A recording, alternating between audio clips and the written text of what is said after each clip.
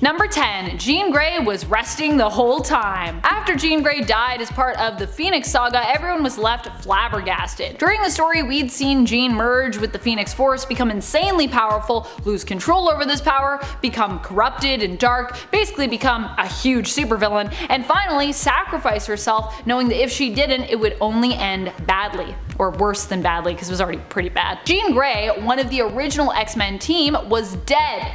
Or so it seemed. Later on, Marvel would want to revive the original X-Men team and bring them together on a new team and comic series called X-Factor. So Jean needed to come back to life. But hey, she was dead. So we got the added story to explain that the version of Jean that had died wasn't really her, but was a separate entity known as Phoenix. Sort of this merged thing. Wasn't really Jean. Jean herself was resting comfortably in a pod beneath the ocean, still lived, and would be able to return.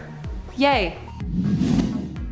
Number 9. Tony Stark was adopted. Yep, that's a thing that happened. I'm just wondering if this one will show up in the Marvel Cinematic Universe. I can't deny that if we get an Arno as a result, an Arno Stark, I would actually not be too upset with that, even though this retcon's pretty weird. The reason this retcon was such a terrible retcon for Tony was that his parents and their loss always remained a great catalyst and huge emotional plot point for him. Now, of course, just because he was adopted doesn't mean that he can't still love his parents as much as he did and still be as emotionally affected by their death. That's not what I'm saying. But his parents also had a naturally born son that they hid from Tony, who was born before they adopted Tony, and he also didn't know that he was even adopted. Also, there were aliens and alien tech involved in Arno's birth, which explains why this all had to be a secret, but also it's just a lot. All in all, this revelation greatly changed the way Tony saw his parents and made their relationship more complex. And I don't know if either of those things needed to happen.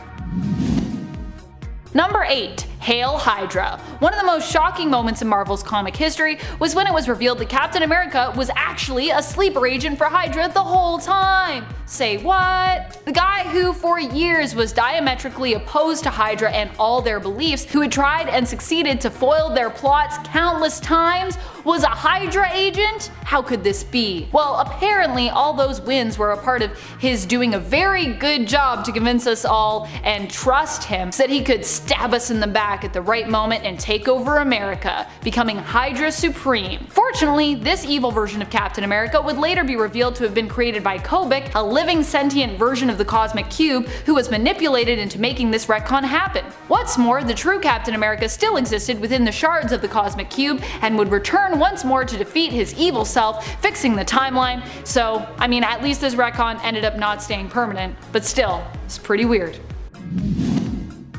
Number 7. Zorn. Okay, so I was actually going to make the title of this point a little more explanatory, but then I realized how long that would actually make the title of this point. Okay, so Zorn was basically a character who showed up in the comics who was a mutant who always needed to wear a mask. Because of this, we never saw Zorn's face, leading many to wonder who was really under the mask. Although I think most people just thought, well, it's probably a new mutant, because, you know, we get new mutants added to the comics every day. But no, of course, this is comics, so it had to be someone.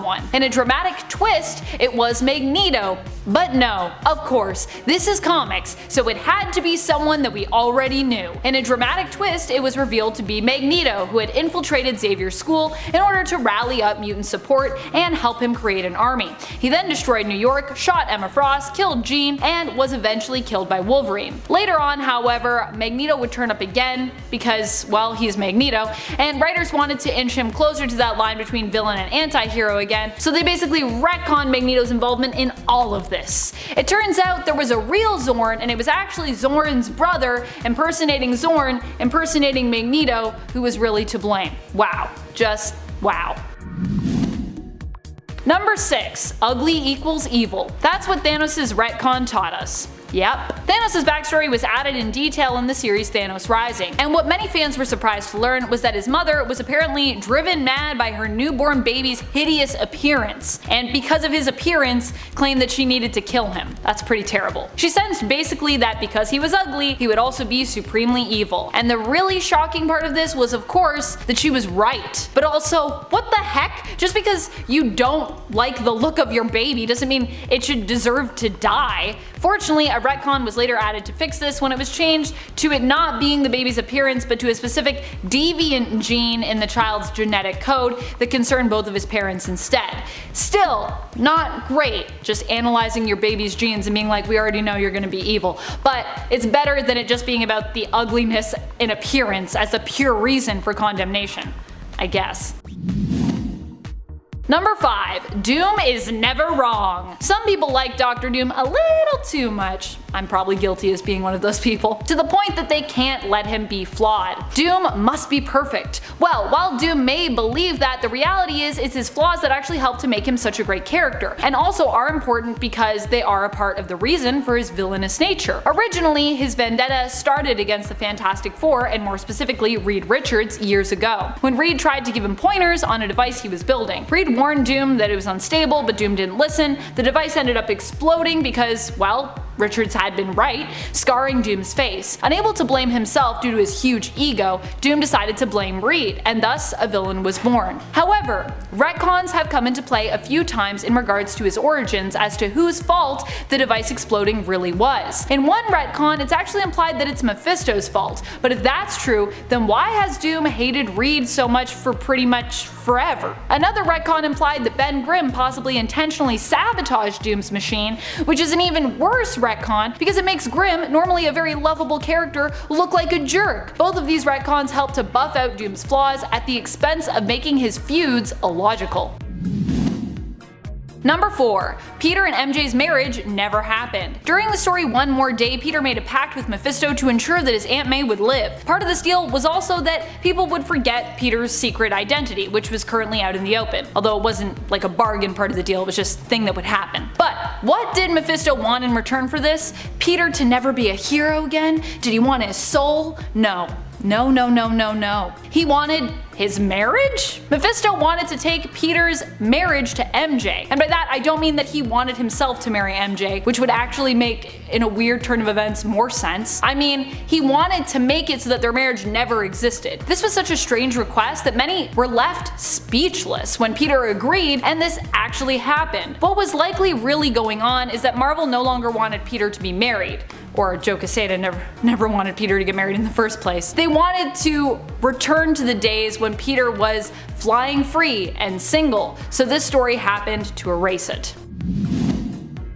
Number 3. Norman Osborn and Gwen Stacy's relationship. This little frightening retcon was added during the Sins Past story. It also made Peter look like an insensitive jerk, just for good measure as well. The story here that was added in was that Gwen Stacy had an affair with Norman Osborn, a man who was much older than her at the time and who would go on to be responsible for her death. This affair resulted in Gwen becoming pregnant with twins, which she secretly gave birth to. Norman then raised these children, lying to them that they were actually the children of Spider-Man and Gwen, and that Spider-Man had killed their mother, turning them into misguided villains. This was not a retcon anyone needed, but hey, it was one that we got.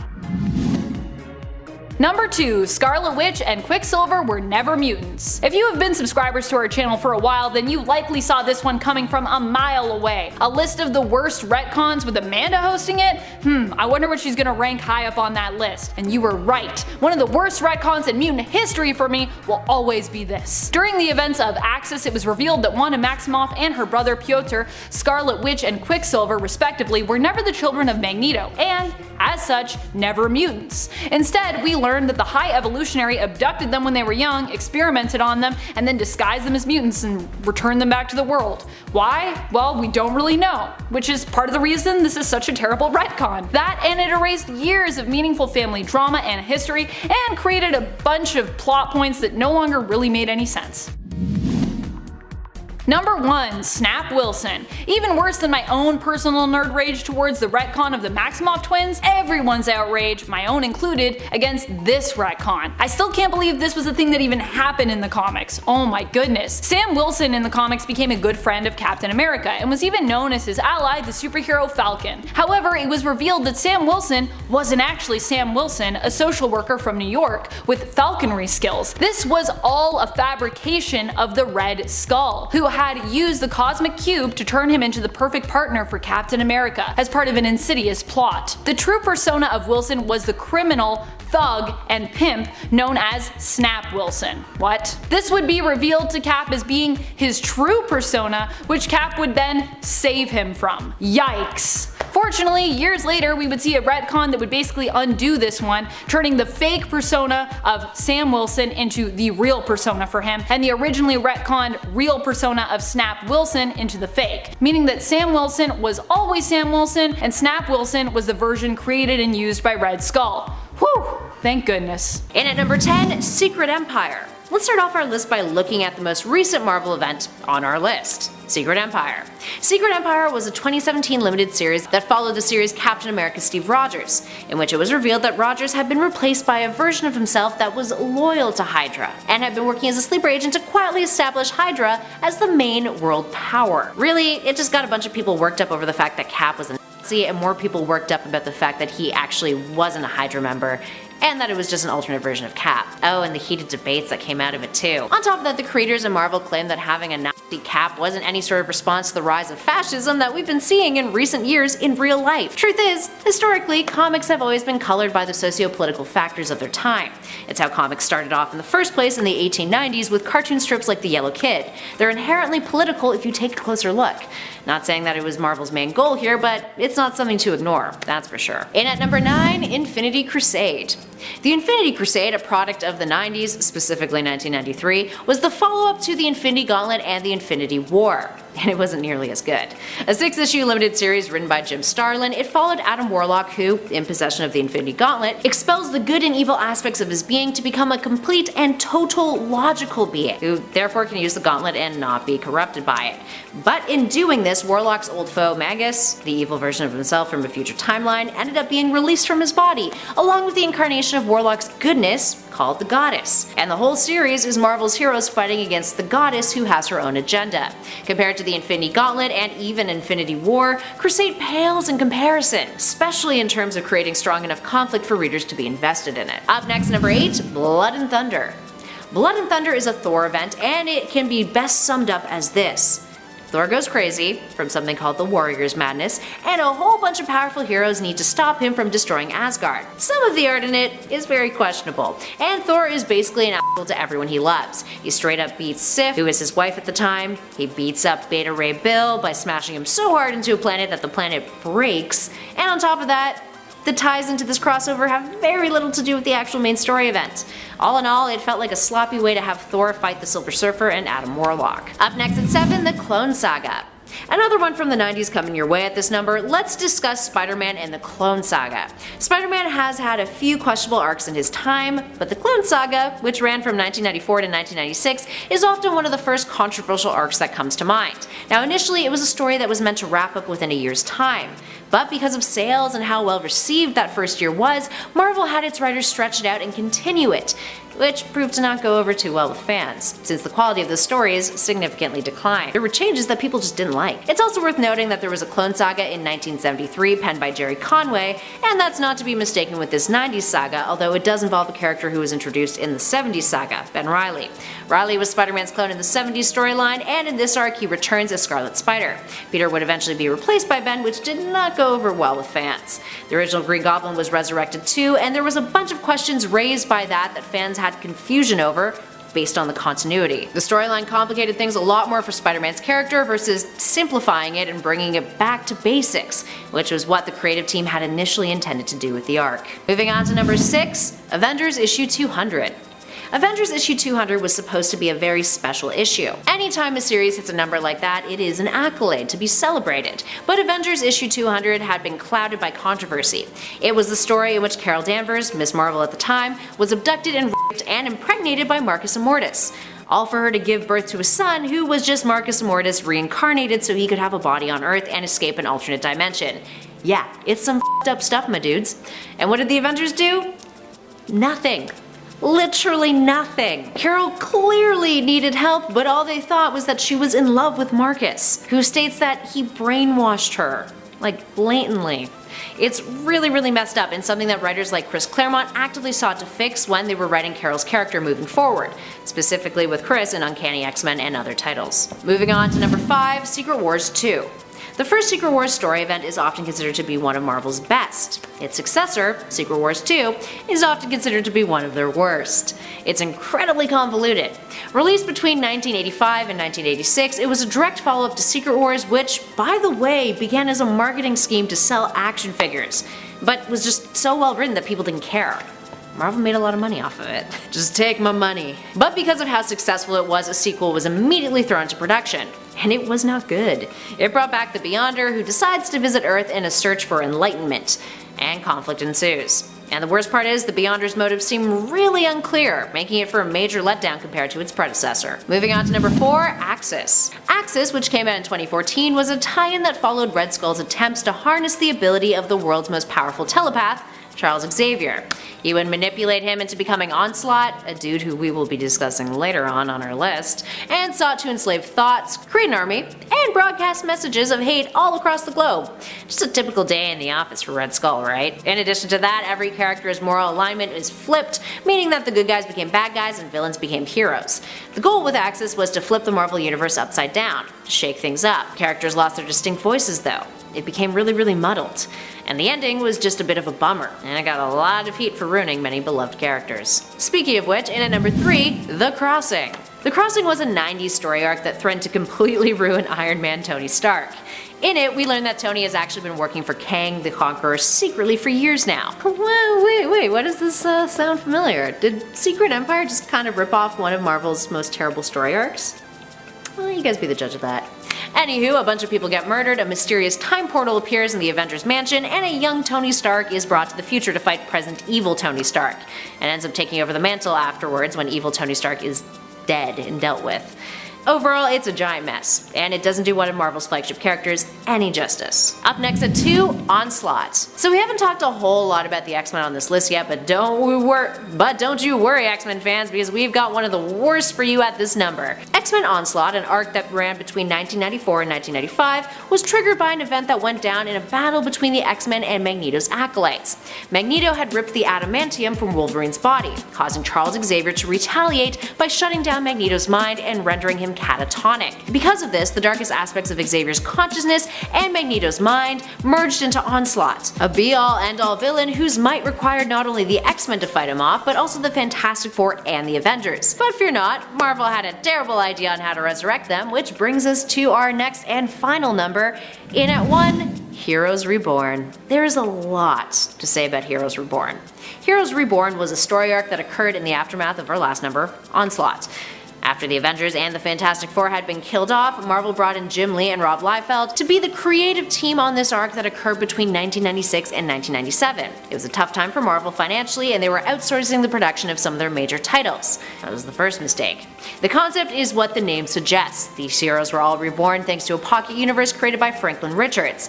They were oblivious to what had happened to them, and many of their histories and origins were revised in ways that fans did not like. It's one thing to do that in an alternate timeline, like the Ultimate Universe, but to completely crap on years of history, well, that's not really going to have the best perceptions from your readers. Oh, but perhaps worst of all was the artwork. The artwork is absolute garbage. Captain America has a fridge for a chest. And don't get me started on the hands and feet. Ugh. Number 10, Civil War 2. I mean, why did this fight even happen again? Because Carol believed in future vision? But Tony, well, he doesn't like future vision. What is happening? What is this story? Whereas with the first Civil War, where the feud was all about whether or not superheroes should be registered government officials, which had two clear sides that each had their own merits, here we're arguing about something that no one really cares about.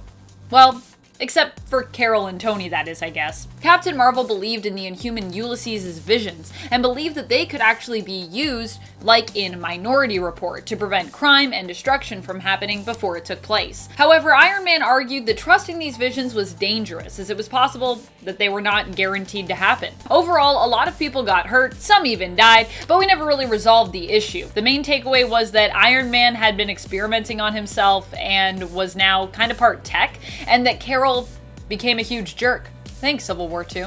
Number 9, Clone Saga. There are a lot of things that I love about the Clone Saga, like all of the fantastic spider clones, but there are also some things that really bother me about it. Like the fact that readers potentially believed they were reading a Spider-Man Peter Parker story, only to later find out, dun dun dun, that it was actually a clone. What?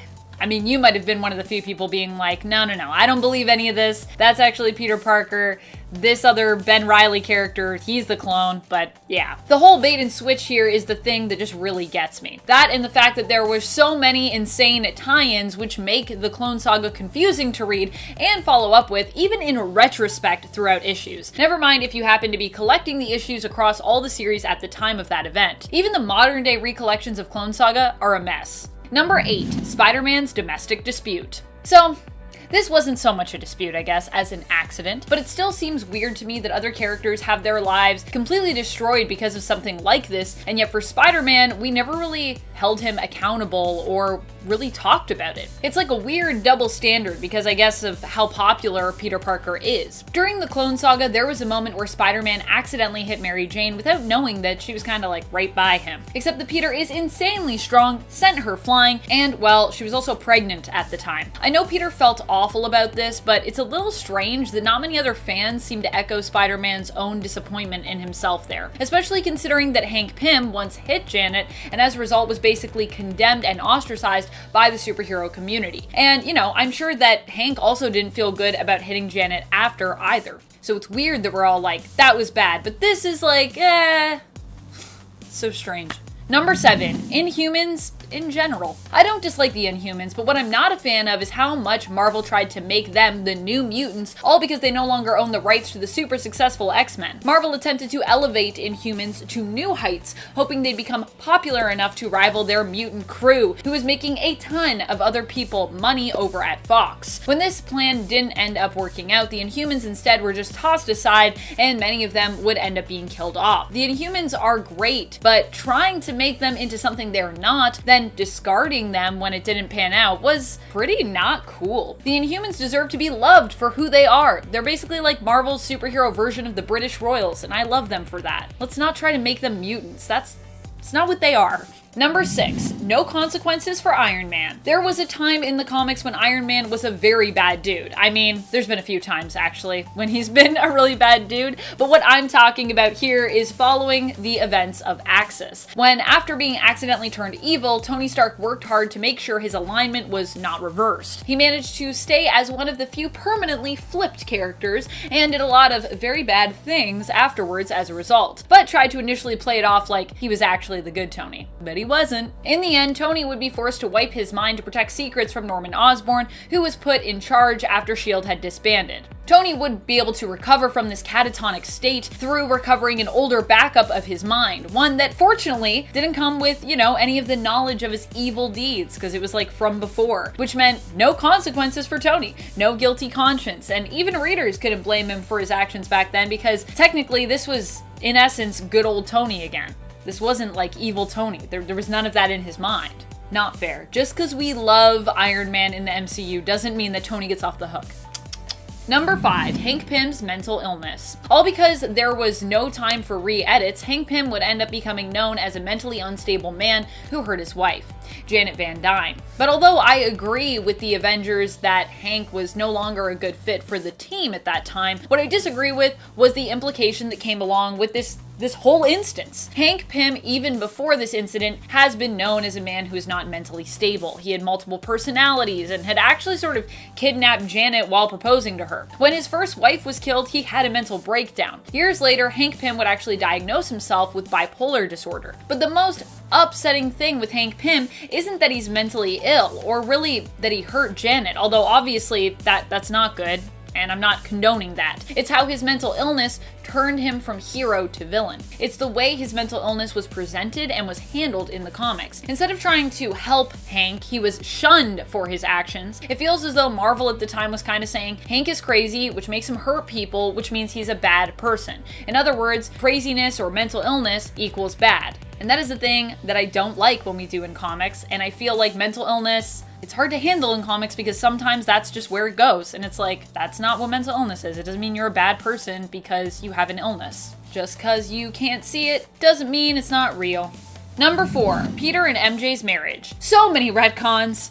So little time. A big plot point and retcon that I'm still waiting to be undone is the abolishment of Spider-Man and Mary Jane's marriage. I mean, I personally don't know if the two would actually still be together today if their marriage had never been undone. It was always kind of rocky, and there were a lot of times that it felt like both partners could not meet the other's needs, which tended to cause, well, a lot of colossal problems there. But MJ and Peter do really see each other, I think, and often because of this, because they both understand one another so well, they would more often than not manage to work through their problems together and make it out on the other side. But we never got a chance to see how the marriage played out because in One More Day, their marriage was taken hostage by Mephisto. This is also just such a weird story. You know how I know? From trying to explain it to friends who don't read comics. That is a great way to test out how weird a story is. If you explain it to someone who doesn't read comics and they just like can't process it, there's something wrong with that story. That's what I like to think. Like the source wall in DC. Try explaining that to people.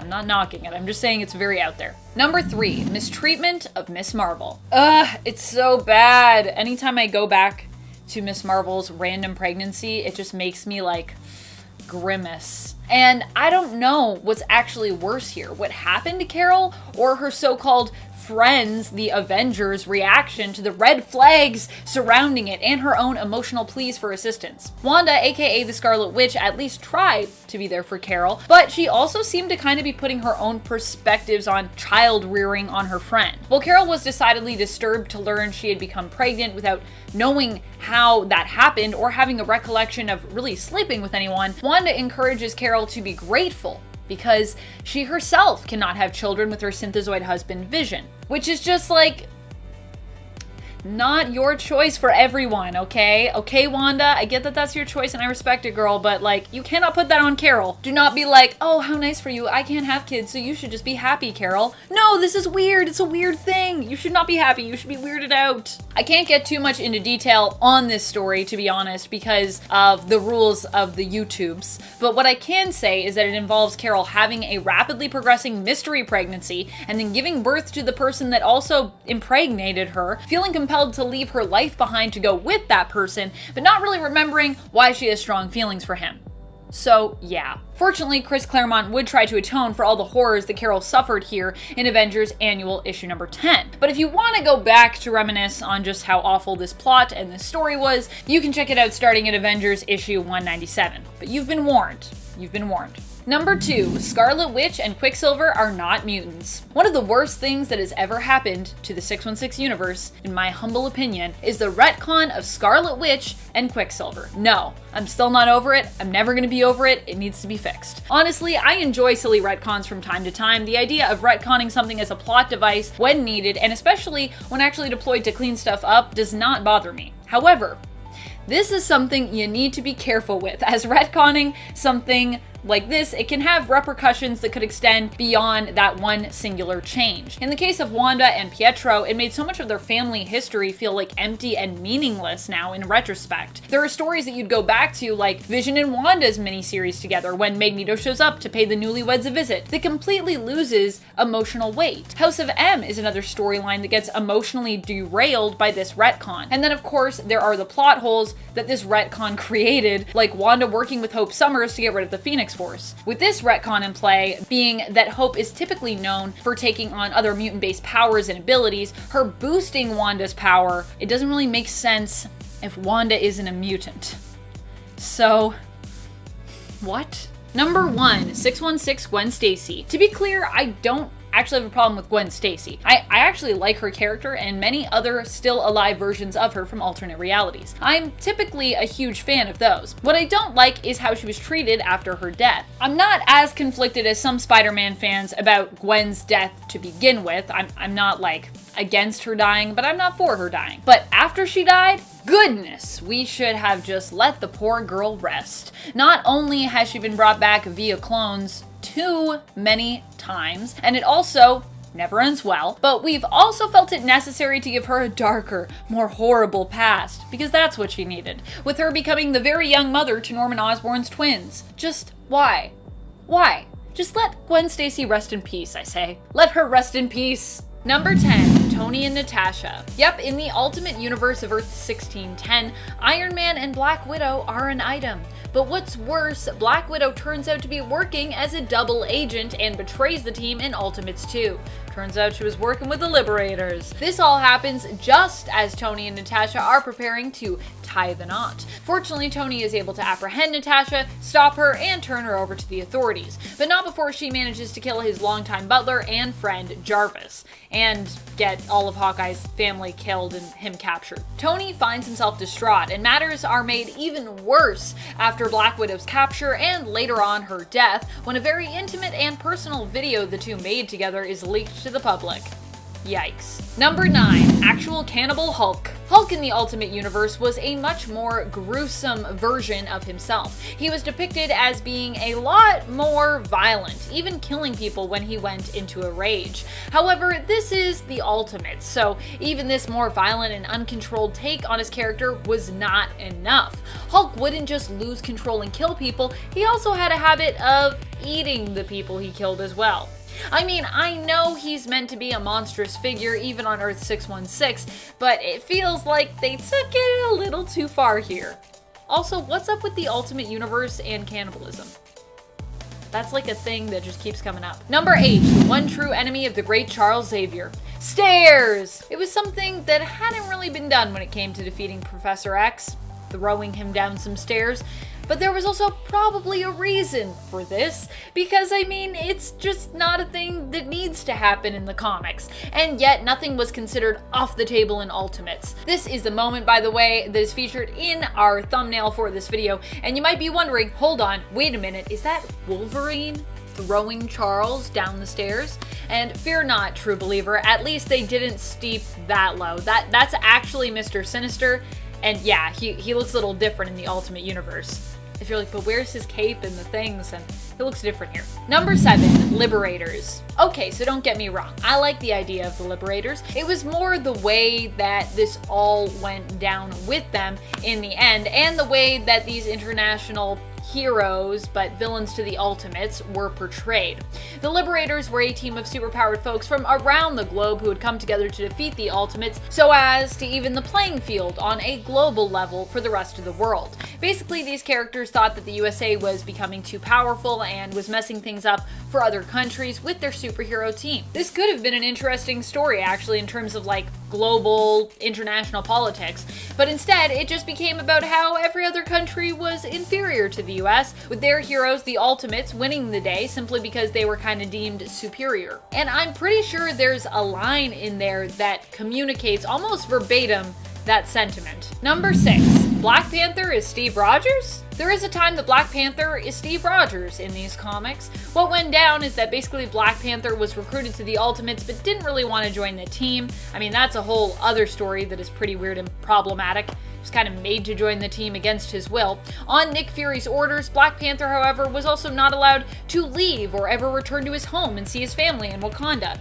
Steve had been training Black Panther and he felt bad for T'Challa, so he decided to basically take Black Panther's place so that he could return home to visit his family. Temporarily, of course. At least, it seemed as though the sub-in was meant to be something temporary. It was implied in the comics that Black Panther would basically go visit his family for a while, and then he'd return to relieve Steve.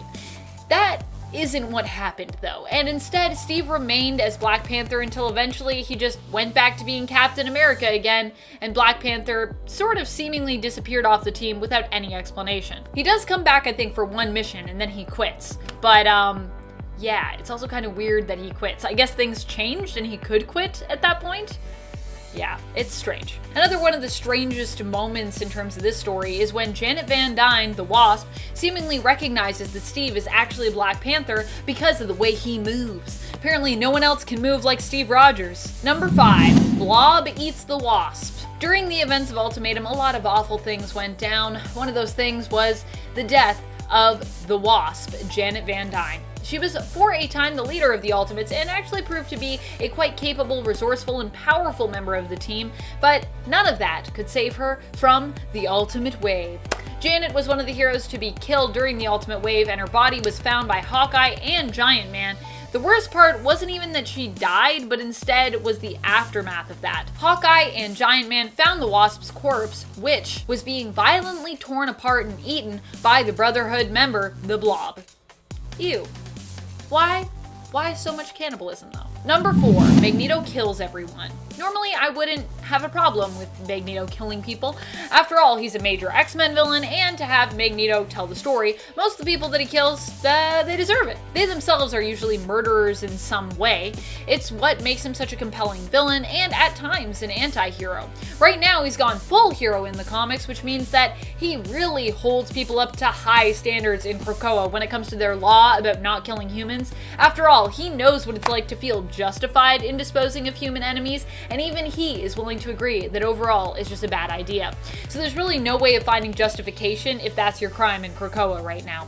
In Ultimates, Magneto, however, goes from being Professor X's friend and partner in mutant team building and safe space creating to thinking that mutants are basically better than humans and believing that humans should either serve mutants or completely be exterminated. Does believing that you belong to a superior race sound like anything else to you?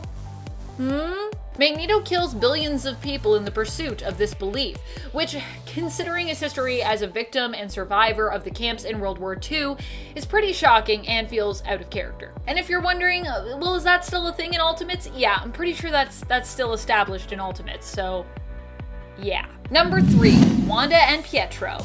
Initially, Scarlet Witch and Quicksilver had a similar relationship to their 616 counterparts, with Pietro being established as just an overprotective brother. Ultimates then took this a step further, with it being kind of a joke that they were maybe like a little too close, with them even being presented as being overly flirty with one another. But eventually, this was then taken to the next level. A level we probably never should have gone to, where the brother and sister duo were in a full-blown romantic and intimate relationship with one another, and Wolverine even caught them being intimate. And this was something that many fans felt was taking their relationship way too far. Pietro even is considered a rival when it comes to anyone else competing for Wanda's affections. I love how Earth 1610 was about trying completely different things with characters, and yet the close siblings were simply just like brought too close together. I mean, they could have done something really different with these two and made them like two estranged siblings or people that were like unrelated to each other. That's something that would really be breaking new ground. Like, where's my story where they were like split up at birth and so they like never knew about the other one and then they find their long lost twin?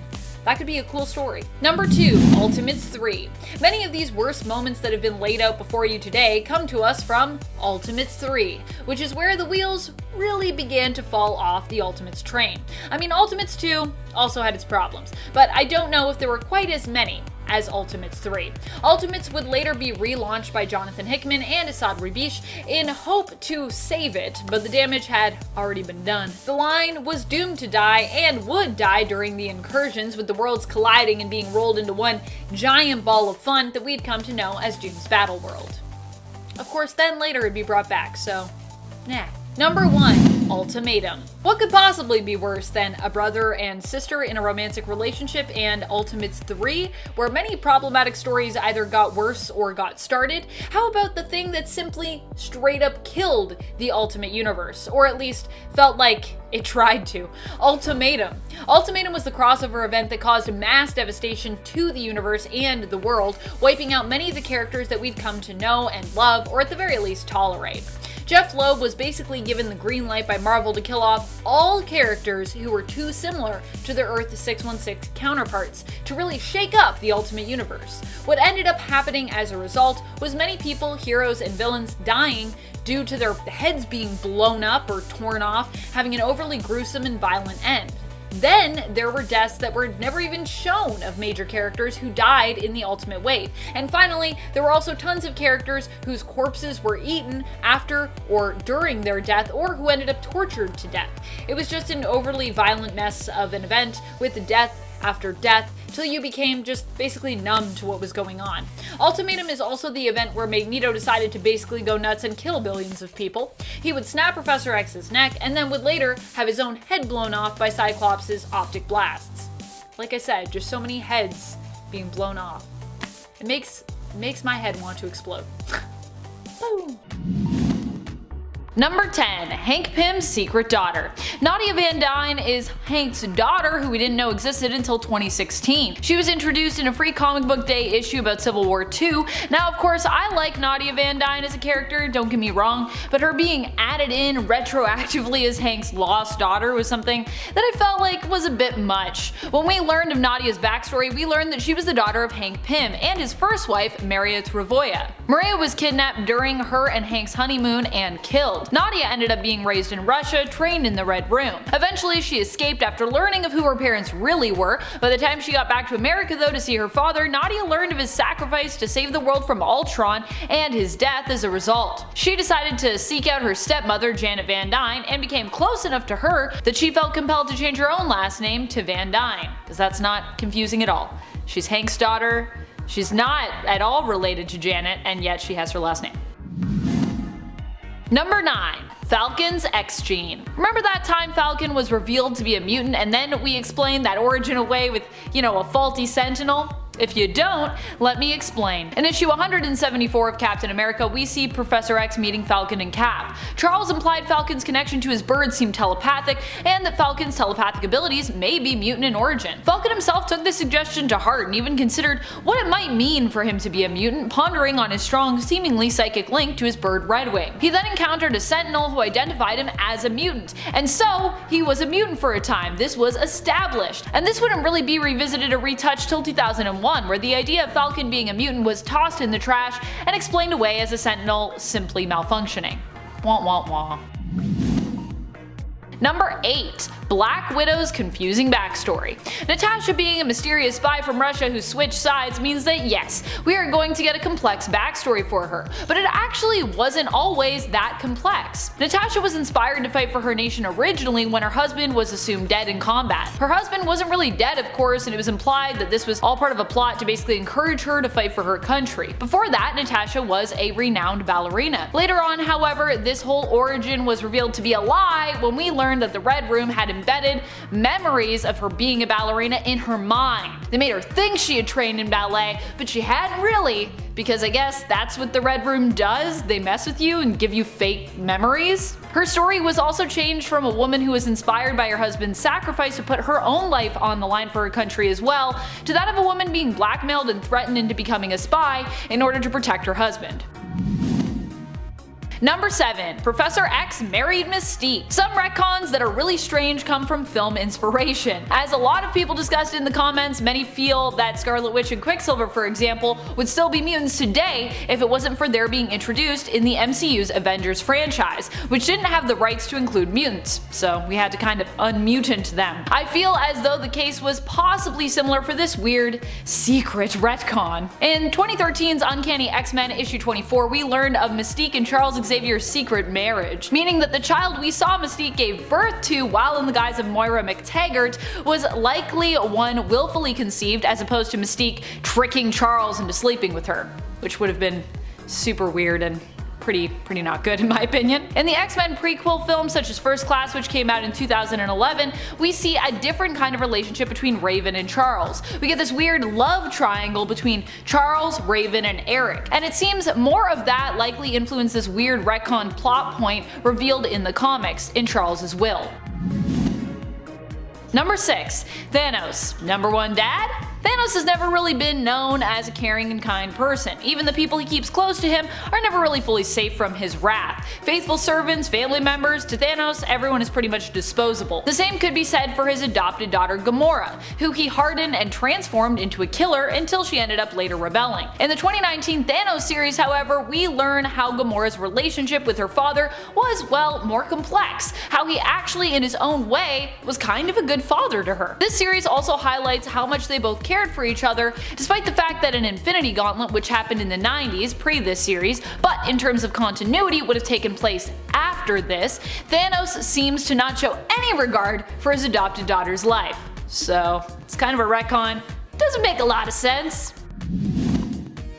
Number 5. Spider-Man's non-sister. So this is kind of another retcon that for me is similar to Nadia's. I like the idea of this character, but the whole story involving her is Well, it's pretty wacky. Teresa showed up in Amazing Spider-Man Family Business claiming to be Teresa Parker, Peter's sister. She believed she was the daughter of Richard and Mary Parker, Peter's parents, and we got a few cool adventures with her, assuming this belief to be true. She was retconned into existence, but honestly, I thought she was kind of a cool retcon to add in, so I was cool with that. However, things got weirder when we learned that the secret sister we'd never heard of till now was all a lie, and that Teresa actually wasn't who she said she was, despite what she herself had been manipulated to believe. It was all a trick, and Mentalo had manipulated Teresa into believing it herself. It was all part of Kingpin's plan to basically lure Peter to a tomb. And we don't actually even know who Teresa's parents are now. It's still a mystery. They even manipulated how Peter saw Teresa, making her appear more like him, so she'd look more like his sister. It's weird. I wish she was actually his sister. That would have been cooler, I think. Number 4. Spider Destiny. Now you know me, I love the Spider-Verse, I love spider totems, but not all fans share my bizarre obsession with the Spider-Verse and Spider-Geddon stories and the villains known as the Inheritors. I swear I'm like the only person that really loves the Inheritors. If you also love them, let me know in the comments. Show yourselves. With these stories came a pretty huge retcon, which basically implied via learning about the Great Web and the spider totems placed within it that every spider, man, or person had a kind of destiny to become that spider person. In other words, Peter Parker didn't have a freak accident, he was actually destined to become Spider-Man. It was fate! Many fans were not a fan of this change to his origins, as they felt it detracted from what makes Peter Parker so appealing, that he's just an average kid who got a freak spider bite that gave him powers, as opposed to it being all ordained.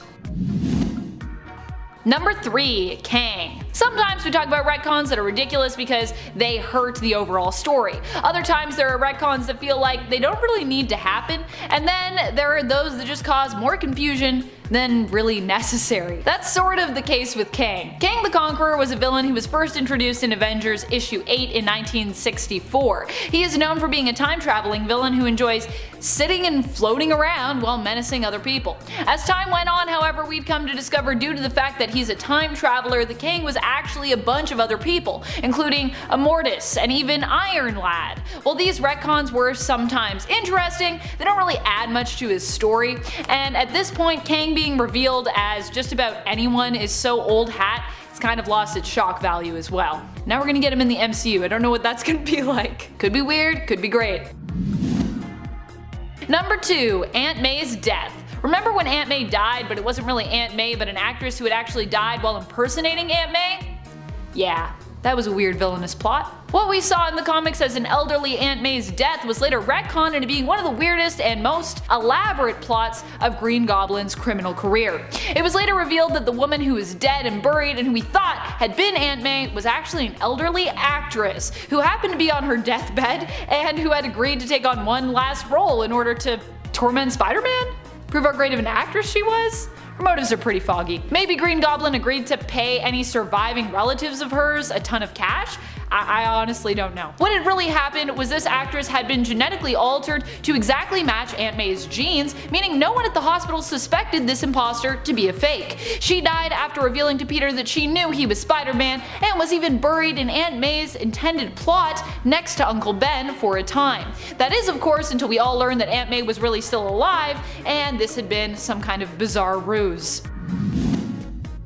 Number 1. Clone Saga. I won't deny that in my time on this channel I've come to actually somewhat love elements of the Clone Saga. I originally disliked Clone Saga when I started working here, but I very much have come to appreciate parts of the story and to acknowledge that without Clone Saga, we wouldn't have some very awesome characters like Ben Reilly and Kane Parker. However, one thing I still cannot get over is how long Marvel spent tricking everyone with this story. People spent 20 years thereabouts thinking they were reading Spider-Man, as in Peter Parker, only to find out that all those stories were not his, but actually belonged to a clone. Granted, at least it was a pretty cool clone who we'd all come to love after. But at the time, this was a pretty shocking and frustrating revelation after years of stories, and it left a lot of fans feeling betrayed at the time. Kicking off the list at number 10, Bullseye.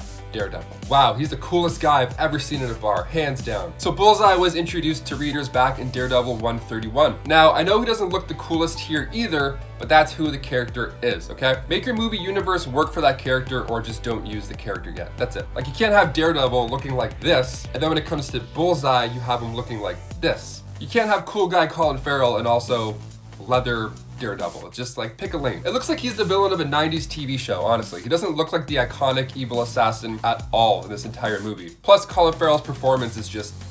Now, the Batman universe did Ben Affleck a little bit better, and now we can also look forward to Colin Farrell being in the Penguin in the new Batman, so it's good. It's like you start with Marvel, move to DC, or you start to DC, and then you move to Marvel. Proper transitions. And before we head over to number 9, if you guys could go ahead and give this video a thumbs up, because it really means a lot for us at the channel, and it also helps us out as well too. You guys are the best. Thank you so much for supporting. Now back to this list. Number 9, Silver Samurai, the Wolverine. Alrighty, we got a cinematic masterpiece coming from Fox, because they just pump out the best superhero movies ever. The Silver Samurai in this movie has no mutant abilities. It's rather just an advanced tech suit. It was made up of adamantium from the orders of Ikiro Yoshida, and it was meant to prolong his life until he got Logan's healing factor. And it also looks like a Decepticon. Although it's based off of the original armor of the Silver Samurai, it just didn't work out. It was too much CGI, took you out of the movie, felt like you were watching Michael Bay's Ninja Turtles. It was just a mess. But while this Wolverine movie may be at the bottom of the list for many, I don't feel too bad for adding it in here because eventually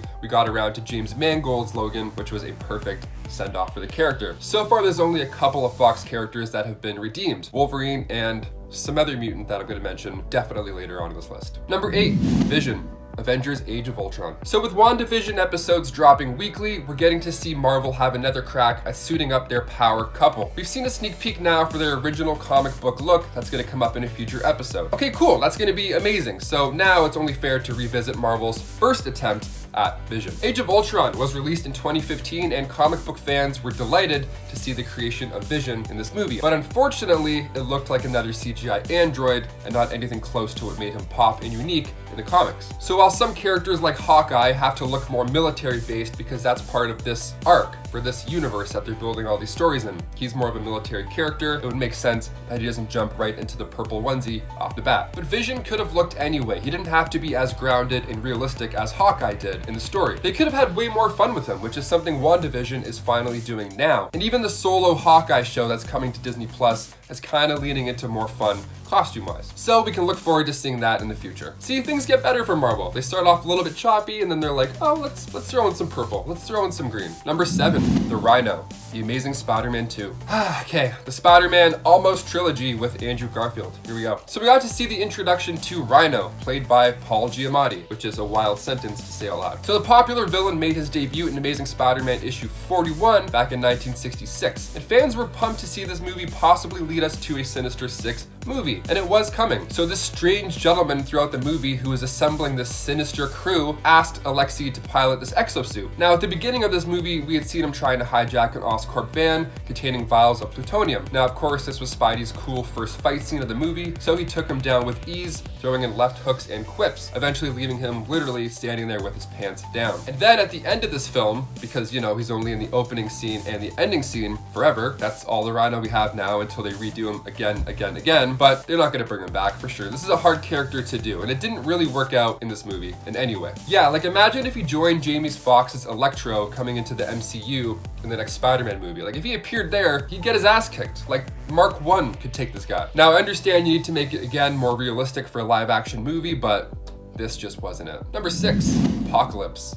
X-Men Apocalypse. He made his first full comic book appearance in X-Factor issue 5. He's the big, brooding villain of the Marvel Universe, or one of them at least. And after the success of X-Men Days of Future Past, this movie was hyped up. The first mutant, near omnipotent superpowers, this guy is the big bad we've been waiting for in the X-Men universe. And the results were boring dialogue. The costume ended up looking like the sticky dude from Power Rangers movie. Ivan Ooze. Yeah, Ivan Ooze was the villain. Hi, can I get 4 tickets to X-Men Ivan Ooze? Thanks, debit. To be honest, I'd rather just watch Oscar Isaac act as a person, because it's usually pretty good. Ex Machina was an amazing performance. This movie just felt like a superhero movie with a budget every time I looked at him. And also, the guy's barely in the movie. Like, for the main villain, for Apocalypse in a live-action X-Men film, we got to see him for less than 20 minutes in total. Number 5, The Thing. Fantastic Four. 2015, very important number. The Fantastic Four movies are on here more than once and for good reason. Okay, so we head over now to the reboot that didn't do well at all. It was directed by Josh Trank, released in 2015, and is currently sitting at a 9% on Rotten Tomatoes. Also, the other Fantastic Four movies before this reboot didn't get the best of reviews. I mean, sure, they were made long before the MCU was established, so there's not much to compare, but they were fun at the time. I mean, I remember having a good time in theaters. I don't remember having a bad time in theaters like I did with this Fantastic Four movie. But with John Watts attached to take a swing at the franchise yet again, we have a little bit of hope. He brought Spider-Man back to life and did such a good job. So as soon as he announced that he was doing Fantastic Four, I think we're good. I think we're finally past the uglies and now we're gonna get into the goods. But let's look now at one of the many things that made this movie bomb. And for me, it was character design. It didn't work. It didn't pull me in at all. I didn't care about any of these characters. I didn't care about the Fantastic Four. That's insane. Like the Thing, he's a super rock monster with a literal heart of gold. His first appearance is fun. He's a fun major character. Keyword here is fun. In 2011, The Thing ranked 18th in the top 100 comic book heroes, and we still haven't really seen any movie do him justice properly. For starters, at least the version that Michael Chiklis played had an actual actor under the suit. We had an actual human to relate to in some way or another. Number 4, Doctor Doom, Fantastic Four 2015. And now we got number 4, same movie. Let's do it. While we're at it, I gotta bring up Doctor Doom from the same movie. Perhaps even worse than how bad The Thing looked, we have our main villain. Also, one of the biggest Marvel villains ever of all time. Victor Von Doom was played by Toby Kebbell, who I'm a big fan of. His motion capture work for the Planet of the Apes movies were amazing. He's a fantastic actor. So dare I say, I was looking forward to seeing this movie in theaters. In the early 2000s franchise, we almost got him. We almost got Doctor Doom. We kind of got a comic book look and feel. A little bit. But even so, this was a watered down version of the character as a whole. Like, he's not a king yet. And the reboot back in 2015, when the first look of Doctor Doom was leaked, we couldn't even believe it. We thought it was fake. We were confused and kind of worried, but then, you know, maybe a little CGI will kind of clean him up a bit, maybe some post-production. Maybe we'll have a good Doctor Doom, right? Right? We'll get him next time, boys. Number 3, Venom, Spider-Man 3. The Tobey Maguire Spider-Man movies have a special place in my soul, in my heart. They're a big part of my childhood. I remember seeing Spider-Man 2 in theaters, and I remember having the best time. It rocked my world. And then the third one came out. So we got to see Venom come to life in the form of Topher Grace. This movie also just had a villain problem to begin with, not necessarily just Venom. We got a new Goblin, Harry Osborn, Flint Marko as the Sandman, and Eddie Brock as Venom. On paper, this sounds like a great Spider-Man sequel. Sounds like a lot of fun, but it wasn't.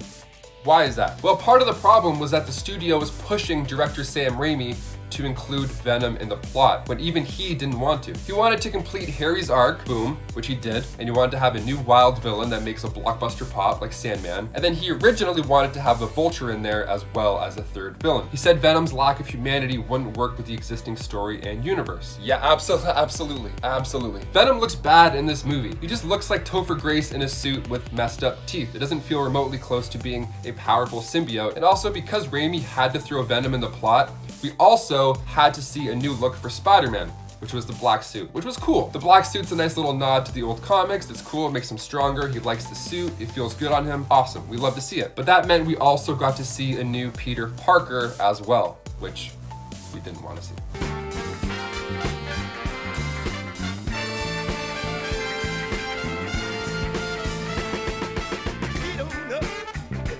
So including Venom was a fail for a good amount of reasons in this movie, not just the look. I like being bad. It makes me happy. Number 2, Galactus. Fantastic Four, Rise of the Silver Surfer. Okay, everybody heads up. We have a giant menacing space cloud coming in, and it's gonna kill all of us, so hit the deck. Galactus made his first comic book appearance in Fantastic Four issue 48 back in the 60s. He's referred to in this issue as the ultimate danger, and his looks match the description. He's the sole survivor of the 6th incarnation of the multiverse, and he was also the bad guy slash bad cloud slash thing that was coming in Fantastic Four, Rise of the Silver Surfer. We're used to seeing this guy as a giant powerful cosmic being, but his big reveal in this movie was not there at all. All we got was a little sneak peek at his silhouette. But why did this happen? Why did they choose to do a giant nimbus cloud instead of a villain. Let me explain. So 20th Century Fox, their rationale for having the character as a cloud was apparently to keep him discreet, because they had original plans for him, and that was in a Silver Surfer spin-off. So they wanted that to be a tease and then furthermore explore his true look and story in the movie. So they wanted to kind of tease him first and then bring him in to the actual Silver Surfer spin-off, which would have been great, but we never got that. And finally, number 1, Deadpool. X-Men Origins Wolverine. Okay, possibly the worst cinematic debut of Wade Wilson, and we got 2 looks in that movie that nobody wanted. 2 for the price of 1. Both were not received well. Now we're finally back on track with Wade Wilson. Just like Logan, we got that R-rated comic book character we should have always gotten. The merc with the mouth, and your plan was to sew his mouth shut. Okay, great plan. So he went from holding katanas wearing a red and black outfit to having blades in his arm while being naked. And what didn't help was the fight scene that followed this horrible reintroduction. Thank God they're trying again with these characters, but I mean, how many tickets do we have to buy to see your failed attempts?